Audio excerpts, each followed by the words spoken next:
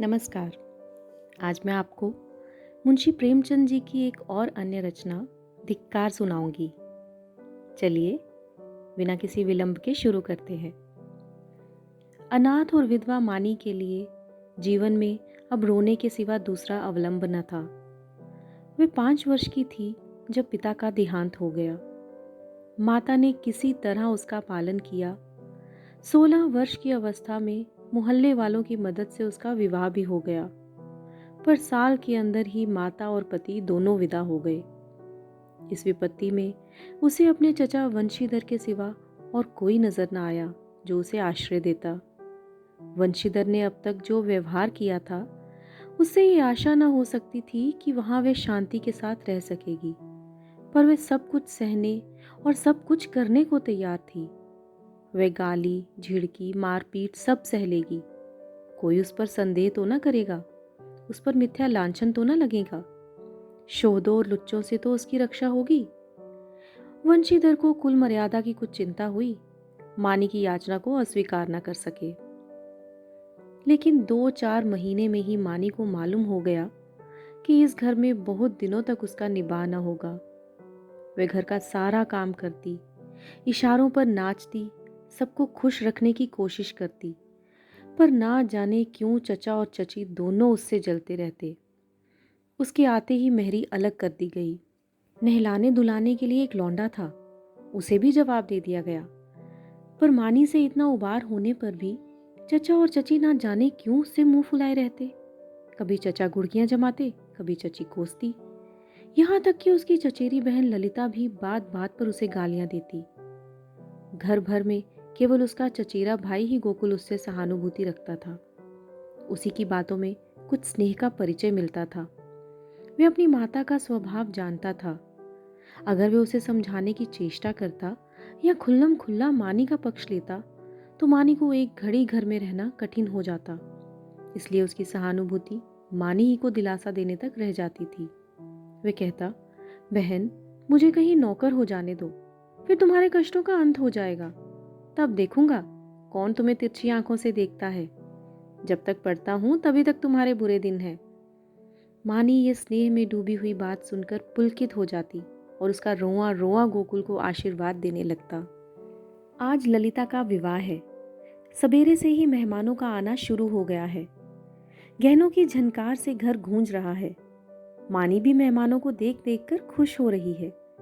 उसकी देह पर कोई आभूषण नहीं है और ना ही उसे सुंदर कपड़े दिए गए हैं, फिर भी उसका मुख प्रसन्न है।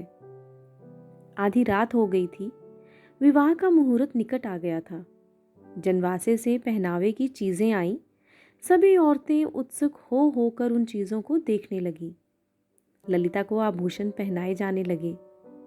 मानी के हृदय में बड़ी इच्छा हुई कि जाकर वधु को देखे। अभी कल जो बालिका थी, उसे आज वधु वेश में देखने की इच्छा न रोक सकी। वे मुस्कुराती हुई कमरे में घुसी। सहसा उसकी चची ने झिड़क कर कहा, तुझे यहां किसने बुलाया था? निकल जा यहां से। मानी ने बड़ी बड़ी यातनाएं सही थी, पर आज की वे झिड़की उसके हृदय में बाण की तरह चुभ गई। उसका मन उसे धिक्कारने लगा। तेरे छिछोरेपन का यही पुरस्कार है। यहां सुहागिनों के बीच में तेरे आने की क्या जरूरत थी?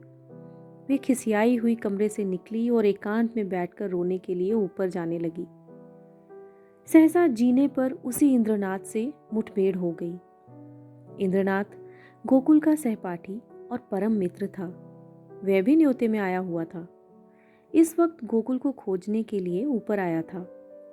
मानी को वे 2 बार देख चुका था और ये भी जानता था कि यहाँ पर उसके साथ बड़ा दुर्व्यवहार किया जाता है। चची की बातों की भनक उसके कान में भी पड़ गई थी। मानी को ऊपर जाते देखकर वे उसके चित्त का भाव समझ गया और उसे सांत्वना देने के लिए ऊपर आया, मगर दरवाजा भीतर से बंद था। उसने किवाड़ की दरार से भीतर झांका। मानी मेज के पास खड़ी रो रही थी। उसने धीरे से कहा, मानी, द्वार खोल दो। मानी उसकी आवाज सुनकर कोने में छिप गई और गंभीर स्वर में बोली, क्या काम है? इंद्रनाथ ने गदगद स्वर में कहा, तुम्हारे पैरों पड़ता हूं मानी, खोल दो। यह स्नेह में डूबा हुआ विनय मानी के लिए अभूतपूर्व था। इस निर्दयी संसार में कोई उससे ऐसी विनती भी कर सकता है? इसकी उसने स्वप्न में भी कल्पना न की थी। मानी ने कांपते हुए हाथों से द्वार खोल दिया। इंद्रनाथ झपट कर कमरे में घुसा। देखा कि छत के पंखे के कड़े से एक रस्सी लटक रही है। उसका हृदय कांप उठा। उसने तुरंत जेब से चाकू निकालकर रस्सी काट दी और बोला, क्या करने जा रही थी मानी? जानती हो इस अपराध का दंड क्या है? मानी ने गर्दन झुकाकर कहा, इस दंड से कोई और दंड कठोर हो सकता है?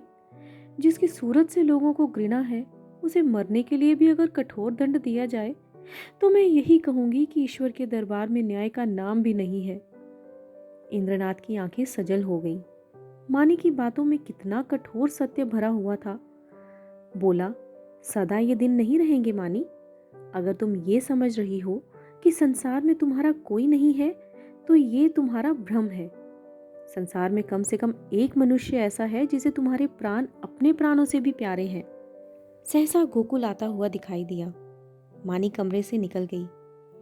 इंद्रनाथ के शब्दों से उसके मन में एक तूफान सा उठ गया। उसका क्या आशय है ये उसकी समझ में ना आया। फिर भी आज उसे अपना जीवन सार्थक मालूम हो रहा था। उसके अंधकारमय जीवन में एक प्रकाश का उदय हो गया था। इंद्रनाथ को वहां बैठे और मानी को कमरे से जाते देखकर गोकुल को कुछ खटका हुआ। उसकी त्योरियां बदल गईं। कठोर स्वर में बोला, तुम यहां कब आए? इंद्रनाथ ने अविचलित भाव से कहा, तुम्ही को खोजता हुआ यहां आया था। तुम यहां ना मिले तो नीचे लौटा जा रहा था। अगर चला गया होता तो इस वक्त तुम्हें यह कमरा बंद मिलता और पंखे के कड़े में एक लाश लटकती हुई नजर आती। गोकुल ने समझा ये अपने अपराध को छिपाने के लिए कोई बहाना निकाल रहा है। तीव्र कंठ से बोला, तुम ये विश्वासघात करोगे, मुझे ऐसी आशा न थी। इंद्रनाथ का चेहरा लाल हो गया। वे आवेश में आकर खड़ा हो गया और बोला, ना मुझे ये आशा थी कि तुम मुझ पर इतना बड़ा लांछन रख दोगे।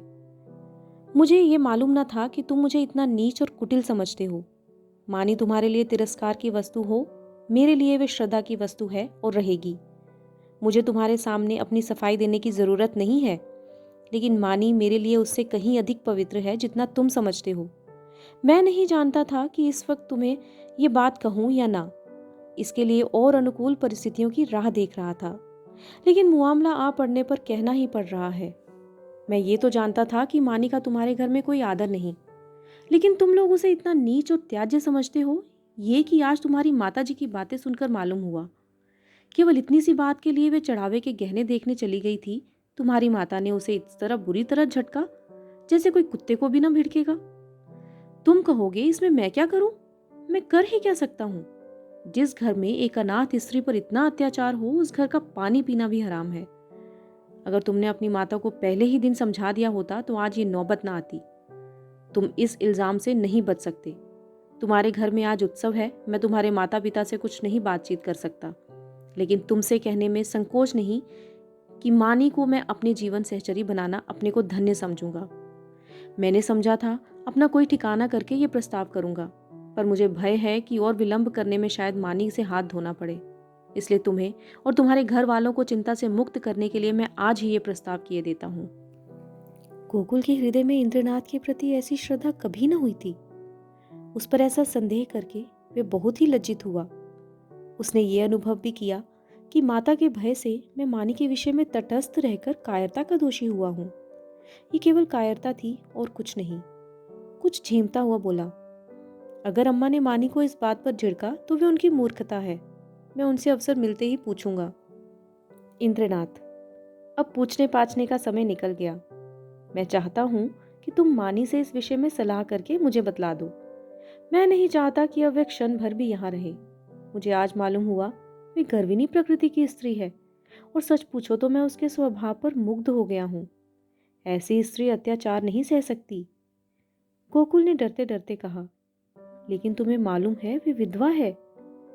जब हम किसी के हाथों अपना असाधारण हित होते देखते हैं तो हम अपनी सारी बुराइयां उसके सामने खोलकर रख देते हैं। हम उसे दिखाना चाहते हैं कि हम उसकी इस कृपा के सर्वथा योग्य नहीं हैं। इंद्रनाथ ने मुस्कुराकर कहा, जानता हूं, सुन चुका हूं, और इसलिए तुम्हारे बाबूजी से कुछ कहने का मुझे अब तक साहस नहीं हुआ। लेकिन ना जानता तो भी इसका मेरे निश्चय पर कोई असर न पड़ता। मानी विधवा ही नहीं, अछूत हो, उससे भी गई बीती अगर हो सकती हो वे भी हो, फिर भी मेरे लिए वे रमणीय रत्न है। हम छोटे छोटे कामों के लिए तजुर्बेकार आदमी खोजते हैं, जिसके साथ हमें जीवन यात्रा करनी है उसमें तजुर्बे का होना ऐप समझते हैं। मैं न्याय का गला घोटने वालों में नहीं।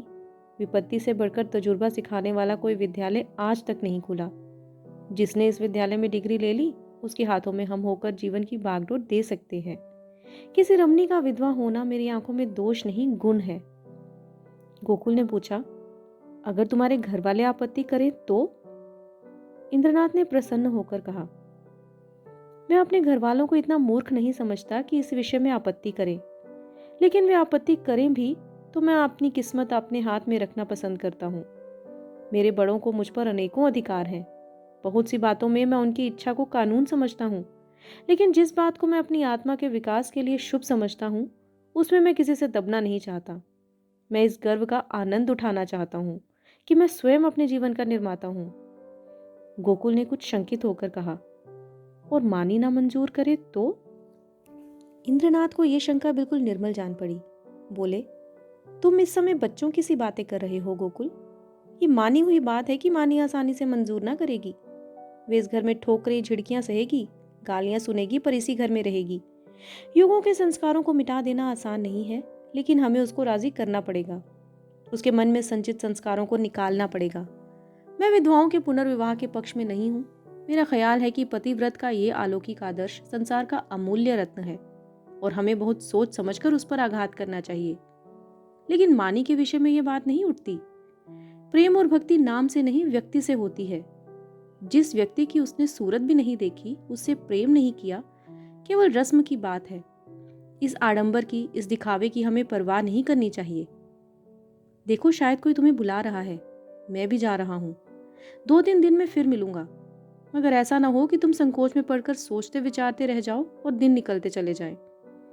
गोकुल ने उसके गले में हाथ डालकर कहा, मैं परसों खुद आऊंगा। बारात विदा हो गई थी। मेहमान भी रुखसत हो गए। रात के 9 बज गए थे। विवाह के बाद की नींद मशहूर है। घर के सभी लोग सो रहे थे, कोई चारपाई पर, कोई तख्त पर, कोई जमीन पर। जिसे जहां जगह मिल गई वहीं सो रहा था। केवल मानी घर की देखभाल कर रही थी और ऊपर गोकुल अपने कमरे में बैठा हुआ समाचार पढ़ रहा था। सहसा गोकुल ने पुकारा, मानी, एक गिलास ठंडा पानी तो लाना, प्यास लगी है। मानी पानी लेकर ऊपर गई और मेज पर पानी रखकर लौटना ही चाहती थी कि गोकुल ने कहा, जरा ठहरो मानी, तुमसे कुछ कहना है। मानी ने कहा, अभी फुर्सत नहीं है भाई, सारा घर सो रहा है। कहीं कोई घुस आए तो लोटा थाली भी न बचे। गोकुल ने कहा, घुस आने दो। मैं तुम्हारी जगह होता तो चोरों से मिलकर चोरी करवा देता। मुझे इसी वक्त इंद्रनाथ से मिलना है। मैंने उससे आज मिलने का वचन दिया है। देखो, संकोच मत करना। जो बात तुमसे पूछ रहा हूँ उसका जल्द उत्तर देना। देर होगी तो वह घबराएगा। इंद्रनाथ को तुमसे प्रेम है, ये तुम जानती हो ना? मानी ने मुंह फेर कर कहा, यही बात कहने के लिए मुझे बुलाया था? मैं कुछ नहीं जानती। गोकुल, खैर, ये वे जाने या तुम जानो, वे तुमसे विवाह करना चाहता है। वैदिक रीति से विवाह होगा। तुम्हें स्वीकार है? मानी की गर्दन शर्म से झुक गई। वे कुछ जवाब न दे सकी। गोकुल ने फिर कहा, दादा और अम्मा से ये बात नहीं कही गई। इसका कारण तो तुम जानती ही हो। वे तुम्हें घुड़कियां दे देकर जला जलाकर मार डालें, पर विवाह करने की सम्मति कभी नहीं देंगे। इससे उनकी नाक कट जाएगी। इसलिए अब इसका निर्णय तुम्हारे ही ऊपर है। मैं तो समझता हूँ तुम्हें स्वीकार कर लेना चाहिए। इंद्रनाथ तुमसे प्रेम करता ही है। यूं भी निष्कलंक चरित्र आदमी और बला का दिलेर है वह। भय तो उसे छू ही नहीं गया। तुम्हें सुखी देखकर मुझे सच्चा आनंद होगा। मानी के हृदय में एक वेग उठ रहा था, मगर मुंह से आवाज ना निकली। गोकुल ने अब खींचकर कहा, देखो मानी, ये चुप रहने का समय नहीं है। क्या सोचती हो? मानी ने कांपते स्वर में कहा, हाँ। गोकुल के हृदय का बोझ हल्का हो गया। वह मुस्कुराने लगा। मानी शर्म के मारे वहां से भाग गई। शाम को गोकुल ने अपनी माँ से कहा, अम्मा, इंद्रनाथ के घर आज कोई उत्सव है। उसकी माता अकेली घबरा रही थी कि कैसे सब काम होगा। मैंने भी कह दिया, मैं मानी को कल भेज दूंगा। तुम्हारी आज्ञा हो तो मानी को पहुंचा दूं? कल परसों तक चली आएगी। मानी उसी वक्त वहां आ गई। गोकुल ने उसकी ओर कनखियों से ताका। मानी लज्जा से गड़ गई। भागने का मानो रास्ता ही न मिला।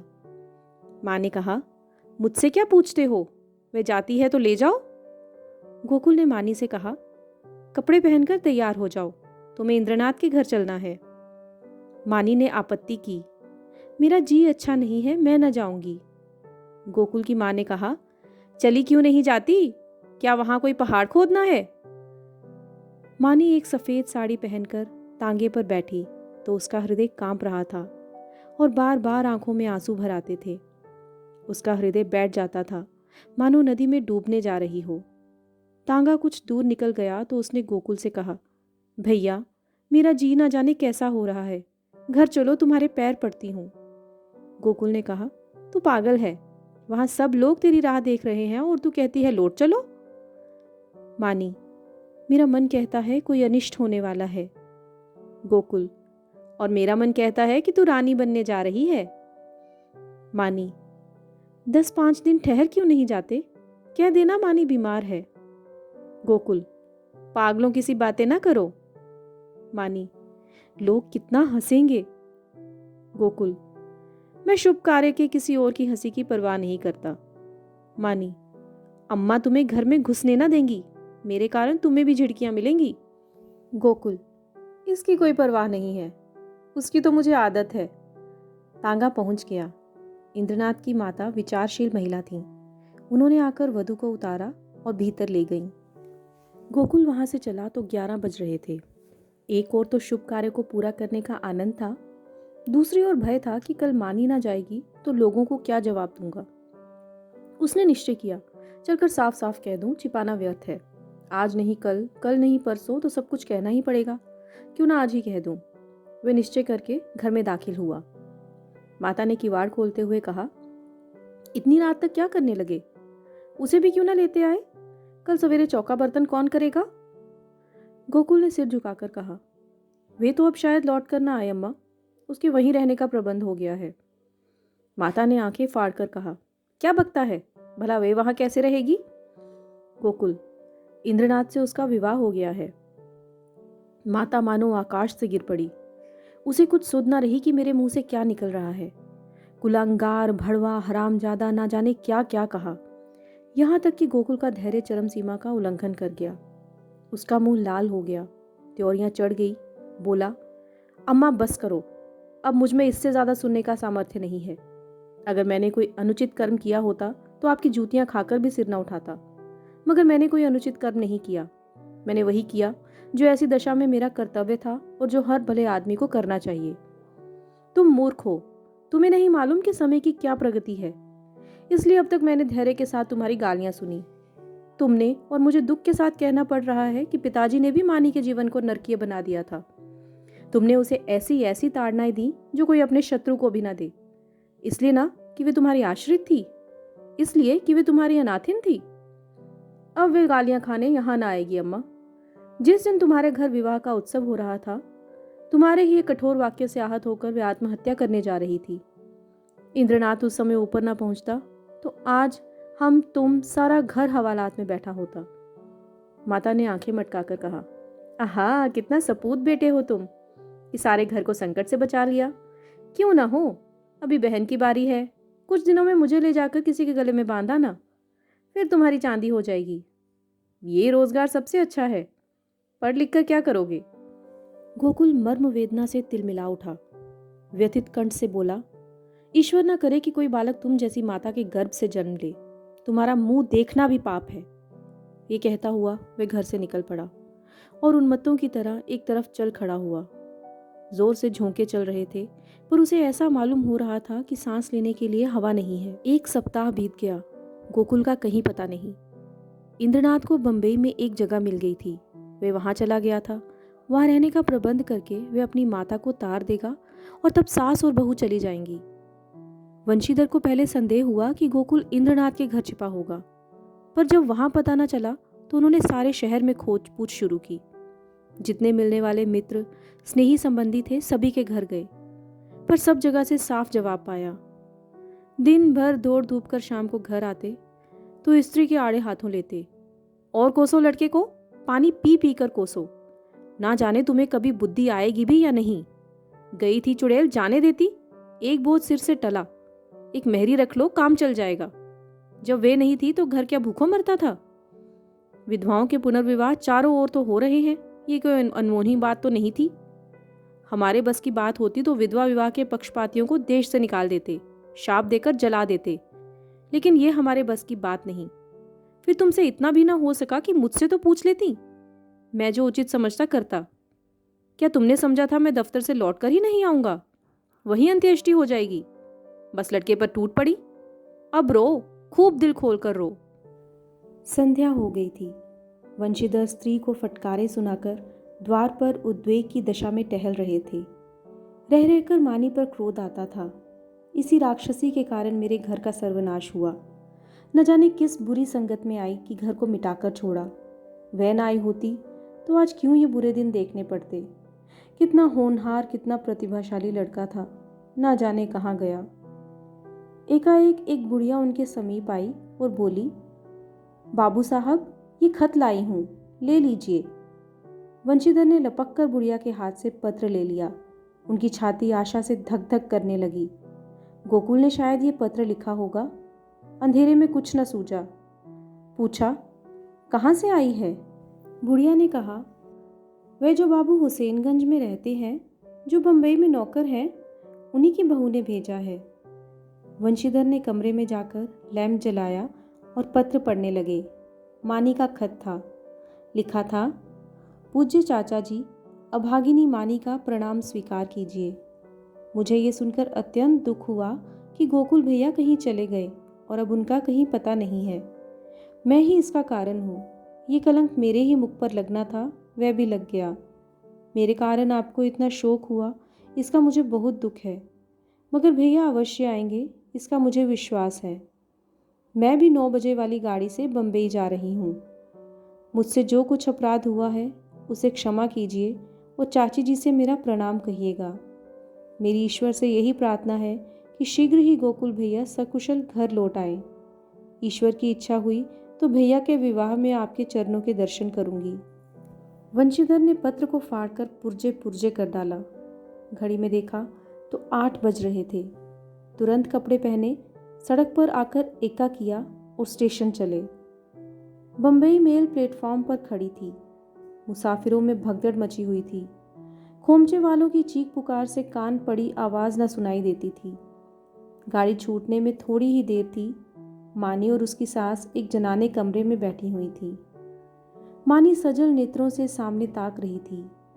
अतीत चाहे दुखद ही क्यों न हो, उसकी स्मृतियां मधुर होती हैं। मानी आज बुरे दिनों को स्मरण करके दुखी हो रही थी। गोकुल से अब न जाने कब भेंट होगी। चाचा जी आ जाते तो उनके दर्शन कर लेती। कभी कभी बिगड़ते थे तो क्या, उसके भले के लिए ही तो डांटते थे। वे आवेंगे नहीं, अब तो गाड़ी छूटने में थोड़ी ही देर है। कैसे आए, समाज में हलचल न मच जाएगी। भगवान की इच्छा होगी तो अब की जब यहाँ आऊंगी तो जरूर उनके दर्शन करूंगी। एकाएक उसने लाला वंशीधर को आते देखा। वे गाड़ी से निकलकर बाहर खड़ी हो गई और चाचा जी की ओर बढ़ी। चरणों पर गिरना चाहती थी कि वे पीछे हट गए और आंखें निकाल कर बोले, मुझे मत छू, दूर रह, अभागिनी कहीं की। मुंह की कालिख लगाकर मुझे पत्र लिखती है। तुझे मौत नहीं आती? तूने मेरे कुल का सर्वनाश कर दिया। आज तक गोकुल का पता नहीं है। तेरे कारण मैं घर से निकला और तू अभी तक मेरी छाती पर मूंग दलने को बैठी है। तेरे लिए क्या गंगा में पानी नहीं है? मैं तुझे उल्टा ऐसा हरजाई समझता तो पहले ही दिन तेरा गला घोंट देता। अब मुझे अपनी भक्ति दिखलाने चली है। तेरी जैसी पापिष्ठाओं का मरना ही अच्छा है, पृथ्वी का बोझ कम हो जाएगा। प्लेटफॉर्म पर सैकड़ों आदमियों की भीड़ लग गई थी और वंशीधर निर्लज्ज भाव से गालियों की बौछार कर रहे थे। किसी की समझ में न आता था कि माजरा क्या है, पर मन से तो सब लाला को धिक्कार रहे थे। मानी पाषाण मूर्ति के समान खड़ी थी, मानो वहीं जम गई हो। उसका सारा अभिमान चूर चूर हो गया। ऐसा जी चाहता था धरती फट जाए और मैं समा जाऊं, कोई वज्र गिरकर उसके जीवन अदम का अंत कर दे। इतने आदमियों के सामने उसका पानी उतर गया। उसी आंखों से पानी की एक बूंद भी न निकली। हृदय में आंसू न थे। उसकी जगह एक दावानल सा दहक रहा था, जो मानो वेग से मस्तिष्क की ओर बढ़ता चला जाता था। संसार में कौन जीवन इतना अधम होगा? सास ने पुकारा, बहू अंदर आ जाओ। गाड़ी चली तो माता ने कहा, ऐसा बेशर्म आदमी नहीं देखा। मुझे तो ऐसा क्रोध आ रहा था कि उसका मुंह नोच लूं। मानी ने सिर ऊपर उठाया। माता फिर बोली, न जाने इन सड़ियलों को कब बुद्धि आएगी। अब तो मरने के दिन भी आ गए। पूछो, तेरा लड़का भागा तो हम क्या करें?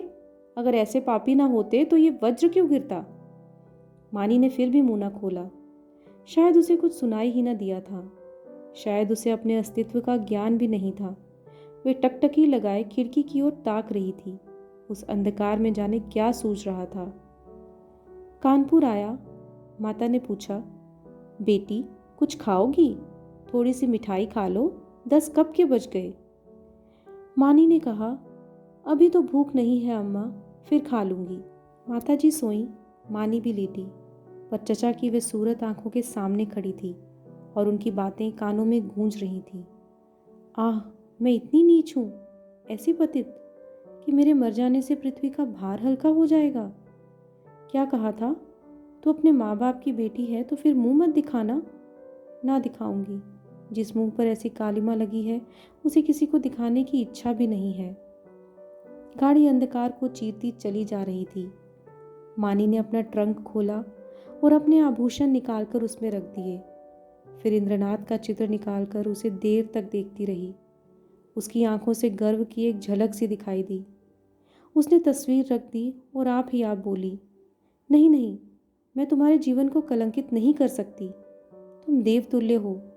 तुमने मुझ पर इतनी दया की है। मैं अपने पूर्व संस्कारों का प्रायश्चित कर रही थी। तुमने मुझे उठाकर हृदय से लगा लिया, लेकिन मैं तुम्हें कलंकित ना करूंगी। तुमने मुझसे प्रेम किया है। तुम मेरे लिए अनादर, अपमान, निंदा सब सह लोगे, पर मैं तुम्हारे जीवन का भार ना बनूंगी। गाड़ी आकाश को चीरती चली जा रही थी। मानी आकाश की ओर इतनी देर तक देखती रही कि सारे तारे अदय हो गए थे और उस अंधकार में उसे अपनी माता का स्वरूप दिखाई दिया, ऐसा प्रत्यक्ष कि उसने चौंक कर आंखें बंद कर लीं। न जाने कितनी रात गुजर चुकी थी। दरवाज़ा खुलने की आहट से माताजी की आंखें खुल गईं। गाड़ी तेजी से चलती जा रही थी, मगर बहू का पता न था। वे आंखें मलकर उठ बैठी और पुकारा, बहू बहू। कोई जवाब न मिला। उसका हृदय धक धक करने लगा। ऊपर के बर्थ पर नजर डाली, पेशाब खाने में देखा, बेंचों के नीचे देखा, बहू कहीं न थी। तब वे द्वार पर आकर खड़ी हो गईं। बहू को क्या हुआ? ये द्वार किसने खोला? कोई गाड़ी में तो नहीं आया? उनका जी घबराने लगा। उसने किवाड़ बंद कर दिया और जोर जोर से रोने लगी। किससे पूछे? डाक गाड़ी अब न जाने कितनी देर में रुकेगी। कहती थी, बहू मर्दानी गाड़ी में बैठे। मेरा कहना न माना। कहने लगी, अम्मा जी आपको सोने में तकलीफ होगी। यही आराम दे गई। सहसा उसे खतरे की जंजीर याद आई। उसने जोर जोर से कई बार जंजीर खींची। कई मिनट के बाद गाड़ी रुकी। गार्ड आया। पड़ोस के कमरे से 2-4 आदमी भी आ गए। फिर लोगों ने सारा कमरा तलाश किया। नीचे तख्ते को ध्यान से देखा। रक्त का कोई चिन्ह न था। असबाब की जांच की। बिस्तर, संदूक, संदूकची, बर्तन सब मौजूद थे। ताले भी सबसे बंद थे। कोई चीज़ गायब न थी। अगर बाहर से कोई आदमी आता तो चलती गाड़ी से जाता कहाँ? एक स्त्री को लेकर गाड़ी से कूदना असंभव था। सब लोग इन लक्षणों से इसी नतीजे पर पहुंचे कि मानी द्वार खोलकर बाहर झांकने लगी होगी और मुठिया हाथ से छूट जाने के कारण गिर पड़ी होगी। गार्ड भला आदमी था। उसने नीचे उतरकर 1 मील तक सड़क के दोनों तरफ तलाश किया। मानी का कोई निशान न मिला। रात को इससे ज्यादा और क्या किया जा सकता था? माताजी को कुछ लोग आग्रहपूर्वक एक मर्दाने डब्बे में ले गए। ये निश्चय हुआ कि माताजी अगले स्टेशन पर उतर पड़े और सवेरे इधर उधर दूर दूर तक देखभाल की जाए। विपत्ति में हम परमुखपेक्षी हो जाते हैं। माताजी कभी इसका मुंह देखती, कभी उसका। उसकी याचना से भरी हुई आंखें मानो सबसे कह रही थीं, कोई मेरी बच्ची को खोज क्यों नहीं लाता? हाय, अभी तो बेचारी की चुंदरी भी नहीं मैली हुई, कैसे कैसे साधों और अरमानों से भरी पति के पास जा रही थी। कोई उस दुष्ट वंशीधर से जाकर कुछ कहता क्यों नहीं? ले, तेरी मनोभिलाषा पूरी हो गई। जो तू चाहता था वे पूरा हो गया। क्या अब भी तेरी छाती नहीं जुड़ती? वृद्धा बैठी रो रही थी और गाड़ी अंधकार को चीरती चली जाती थी। रविवार का दिन था। संध्या समय इंद्रनाथ 2-3 मित्रों के साथ अपने घर की छत पर बैठा हुआ था। आपस में हास परिहास हो रहा था। मानी का आगमन इस परिहास का विषय था। एक मित्र बोले, क्यों इंद्र, तुमने तो वैवाहिक जीवन का कुछ अनुभव किया है, हमें क्या सलाह देते हो? बनाए कहीं घोंसला या यूं ही डालियों पर बैठे बैठे दिन काटें? पत्र पत्रिकाओं को देखकर तो यही मालूम होता है कि वैवाहिक जीवन और नरक में कुछ थोड़ा सा ही अंतर है।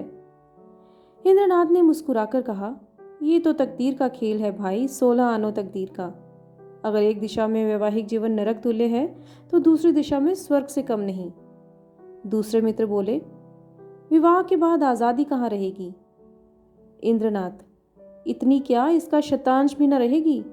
अगर तुम रोज सिनेमा देखकर 12 बजे लौटना चाहते हो, 9 बजे सोकर उठना चाहते हो और दफ्तर से 4 बजे लौटकर ताश खेलना चाहते हो, तो तुम्हें विवाह करने से कोई सुख ना होगा। और जो हर महीने सूट बनवाते हो वे शायद साल भर भी ना बनवा सको। श्रीमती जी तो आज रात की गाड़ी से आ रही हैं ना? हाँ, मेल से। मेरे साथ चलकर उन्हें रिसीव करोगे ना? ये भी पूछने की बात है। अब घर कौन जाता है, मगर कल दावत खिलानी पड़ेगी। सहसा तार से चपरासी ने आकर इंद्रनाथ के हाथों में लिफाफा रख दिया। इंद्रनाथ का चेहरा खिल उठा, झट तार खोलकर पढ़ने लगा। एक बार पढ़ते ही उसका हृदय धक हो गया, सांस रुक गई, सिर घूमने लगा, आंखों की रोशनी लुप्त हो गई, जैसे विश्व पर काला पर्दा पड़ गया हो। उसने तार को मित्रों के सामने फेंक दिया और दोनों हाथों से मुंह ढांपकर फूट फूट कर रोने लगा। दोनों मित्रों ने घबराकर तार उठा लिया और उसे पढ़ते ही हदबुद्धि से हो दीवार की ओर ताकने लगे। क्या सोच रहे थे और क्या हो गया? तार में लिखा था, मानी गाड़ी से कूद पड़ी, उसकी लाश लालपुर से 3 मील पर पाई गई। मैं लालपुर में हूं, तुरंत आओ। एक मित्र ने कहा, किसी शत्रु ने झूठी खबर भेज दी हो। दूसरे मित्र ने बोला, हाँ, कभी कभी ऐसे लोग शरारतें भी करते हैं। इंद्रनाथ ने शून्य नेत्रों से उनकी ओर देखा, पर मुंह से कुछ बोले नहीं। कई मिनटों तक तीनों आदमी निर्वाक निस्पंद बैठे रहे। एकाएक इंद्रनाथ खड़े हो गए और बोले, मैं इस गाड़ी से जाऊंगा। बंबई से 9 बजे को गाड़ी छूटती थी। दोनों ने चटपट बिस्तर आदि बांधकर तैयार कर दिया। एक ने बिस्तर उठाया, दूसरे ने ट्रंक। इंद्रनाथ ने चटपट कपड़े पहने और स्टेशन चले। निराशा आगे थी, आशा रोती हुई पीछे। 1 सप्ताह गुजर गया था। लाला वंशीधर दफ्तर से आकर द्वार पर बैठे ही थे कि इंद्रनाथ ने आकर प्रणाम किया। वंशीधर उसे देखकर चौंक पड़े, उसके अनुपेक्षित आगमन पर नहीं बल्कि उसकी विकृत दशा पर, मानो कोई हृदय से निकली हुई आह मूर्तिमान हो गई हो। वंशीधर ने पूछा, तुम तो बंबई चले गए थे ना? इंद्रनाथ ने जवाब दिया, जी हाँ, आज ही आया हूं।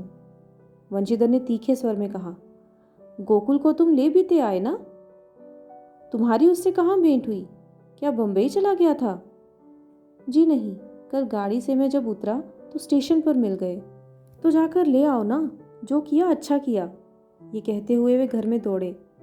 एक क्षण में गोकुल की माता ने उसे अंदर बुलाया।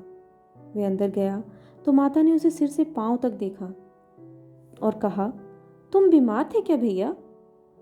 इंद्रनाथ ने हाथ मुंह धोते हुए कहा, मैंने तो कहा था चलो, लेकिन डर के मारे नहीं आते।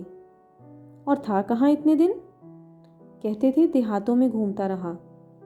तो क्या तुम अकेले बंबई से आए हो? जी नहीं, अम्मा भी आई हैं। गोकुल की माता ने कुछ सकुचाकर पूछा, मानी तो अच्छी तरह है? इंद्रनाथ ने हंसकर कहा, जी हाँ, अब वे बड़े सुख से है, संसार के बंधनों से छूट गई है। माता ने अविश्वास करके कहा, चल नटखट कहीं का, बेचारी को कोस रहा है, मगर जल्दी बंबई से लौट क्यों आए? इंद्रनाथ ने मुस्कुराते हुए कहा, क्या करता, माताजी का तार बंबई में मिला कि मानी ने गाड़ी से कूदकर प्राण दे दिए। वे लालपुर में पड़ी हुई थी, दौड़ा हुआ आया, वहीं दाह क्रिया की, आज घर चला आया। अब मेरा अपराध क्षमा कीजिए। वे और कुछ न कह सका। आंसुओं के वेग ने गला बंद कर दिया। जेब से एक पत्र निकालकर माता के सामने रखता हुआ बोला, उसके संदूक में यही पत्र मिला है। गोकुल की माता कई मिनट तक मरमाहत सी बैठी रही और ताकती रही। शोक और उससे अधिक पश्चाताप ने सिर को दबा रखा था और फिर उठाकर पत्र पढ़ने लगी। स्वामी, जब ये पत्र आपके हाथों में पहुंचेगा तब इस संसार में मेरी विदा हो चुकी होगी। मैं बड़ी अभागिन हूँ, मेरे लिए संसार में स्थान नहीं है। आपको भी मेरे कारण क्लेश और निंदा ही मिलेगी। मैंने सोचकर देखा और यही निश्चय किया कि मेरे लिए मरना ही अच्छा है। मुझ पर आपने जो दया की थी उसके लिए मैं आपको क्या प्रतिदान करूं? जीवन में मैंने कभी किसी वस्तु की इच्छा नहीं की, परंतु मुझे दुख है कि आपके चरणों पर सिर रखकर न मर सकी। मेरी अंतिम याचना है कि मेरे लिए आप शोक न कीजिएगा। ईश्वर आपको सदा सुखी रखे। माताजी ने पत्र रख दिया और आंखों से आंसू बहने लगे। बरामदे में वंशीधर निस्पंद खड़े थे और जैसे मानी लज्जानत उनके सामने खड़ी थी। धन्यवाद।